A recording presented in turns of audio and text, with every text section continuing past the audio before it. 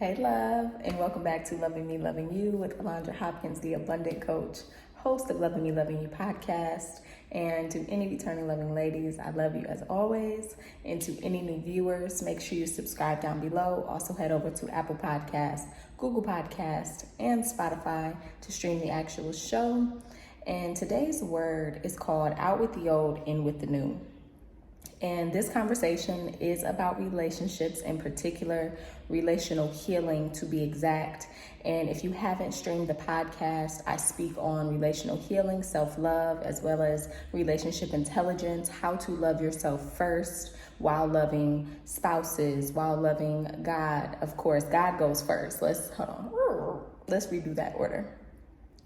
Loving Me, Loving You is to teach you how to love yourself, love God, so that trickles over into your other relationships, your friendships, your business relationships, because there's a certain idea that some women have, and it comes off as a sense of entitlement that I'm the catch, I'm the prize, I'm the queen.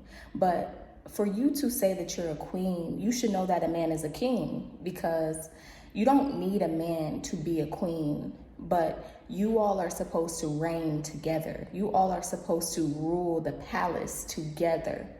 And if you have a sense of entitlement, guess what? Out with the old, in with the new. A man will discard you as quick as he can catch you because of your sense of entitlement and lack of appreciation for the role that he plays as well. And I wanted to check some women because I am pro-feminine woman. I speak about it in my videos all the time, and how to really embrace God's love to be a better woman for yourself first. But when it comes to your relationships, when it comes to dating, you have to have a sense of appreciation as much as you are entitled to your self-worth. I would never sit here and encourage you, oh, know a man's worth, and be a footstool. But in order for a man to know your worth, you have to carry yourself as such. If you are a person that's always lacking appreciation for people in your life, if you are always a woman that wants to dog men and, oh, he this, he's that, what you do unto others is going to be done unto you. You can't hold a man to a standard that you don't hold yourself to. And that can be as small as showing appreciation.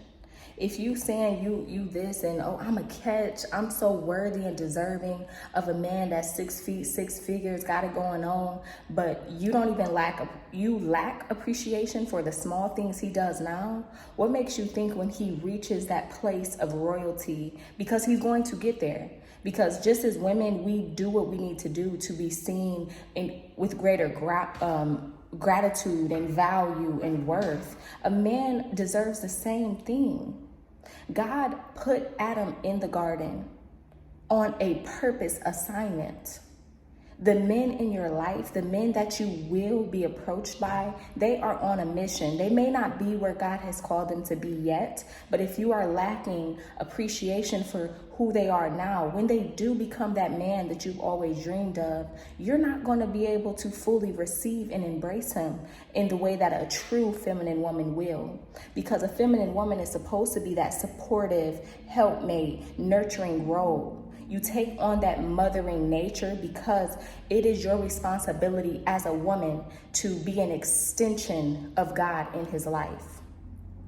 And that's not to say that a man, his purpose is not to be an extension of your life, but I'm just talking to the ladies because I love speaking to the ladies in these girl talks, because we need more wisdom.